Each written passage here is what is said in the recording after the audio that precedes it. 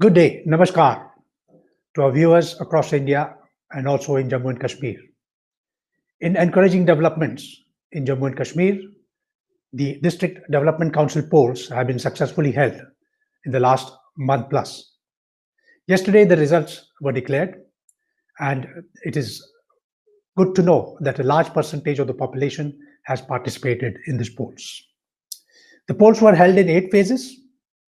The polling percentage overall in Jammu as well as in Kashmir was 51.42%. Political outcome of the polls has been as on expected lines. The People's Alliance for Gupkar Declaration and the Bharatiya Janata Party have won a huge majority in the provinces or in the areas in which they have large influence, such as Kashmir and Jammu respectively. We'll discuss more on the political activities as additional data comes in. The general message also goes to Pakistan that its narrative of turbulence in the valley does not work, terrorism does not work. Hopefully, it will learn some lessons from that.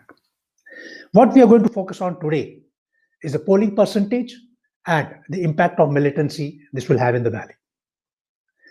When we look at the polling percentage, what is the relationship with militancy?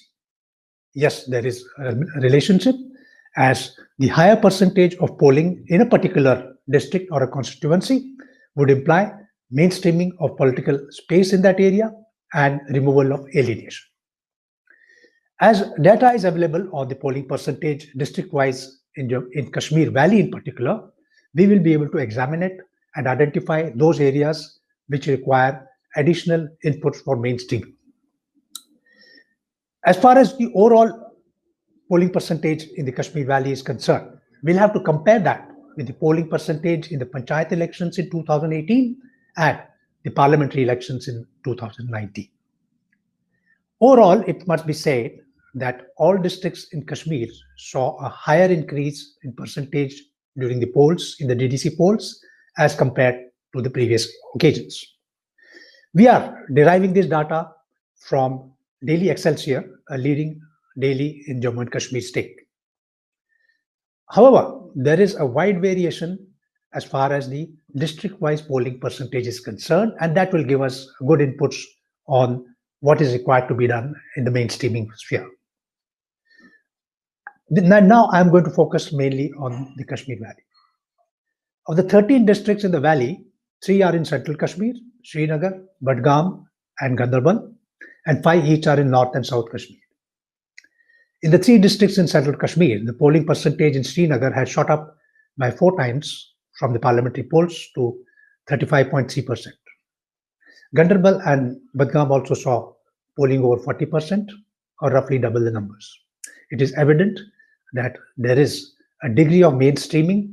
However, Srinagar definitely is lagging behind, and more will have to be done in the state capital during the winter and or the summer season. Central Kashmir, we have seen. Now let's move on to North Kashmir. North Kashmir, the polling percentage in the Baramulla, Kupwara, Handwara, and Bandipora districts was generally high and has remained so in the last 2 elections as well. In the DDC polls, it has been 40 to 50%. There is a mixed heterogeneous population in this area, which may have contributed to this, and limited influence of the valley separatism. However, Sopore district remains an outlier, as Sopore has seen only 23.8% polling in the DDC polls, and this has been generally the situation in the previous polls as well. So in North Kashmir, I think Sopore remains a big concern. Now let us get on to the main area, that is South Kashmir. As we well know, South Kashmir has been a hub of militancy in the last few years.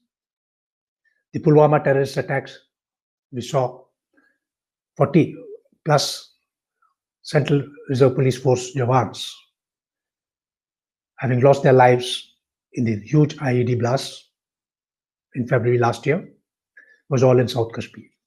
So what is the situation here? As far as South Kashmir is concerned, the districts which are in the South Kashmir, that is Anantnag, Kulgam, Pulwama, Shopia, and Avantapura, they have seen an increase in the polling percentage. But overall, this continues to be low, and that is a major cause of concern.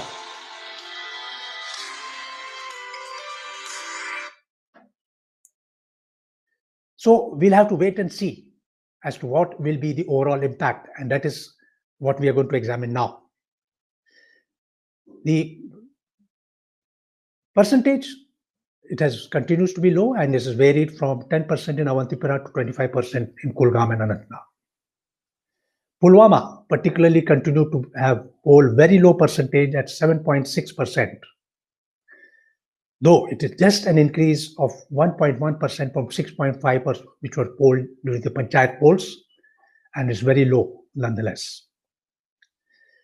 Apart from this, Awantipura and Shopia also remain a major concern, as the level of polling in these has been persistently low. For in case of Awantipura, it is 9.9%, and Shopia is 15.4%. So having looked at these figures, what does it imply for the militancy in the valley?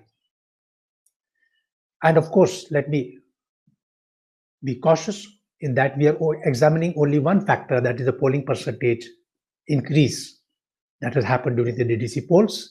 There are various other factors which are related to be factored in, which have to be done subsequently. But let's stick to the polling percentage. It is very evident that districts in South Kashmir require extensive mainstreaming. The alienation has to be removed, particularly in Pulwama, Awantipura, and Shopia. These are areas of concern. Sopore in North Kashmir is another grey area. These areas, that is South Kashmir, may also continue to contribute to local terrorists. And this is where the counter-militancy campaign will have to focus on, as well as winning the hearts and minds of the people in this belt assumes much importance. Thank you for listening.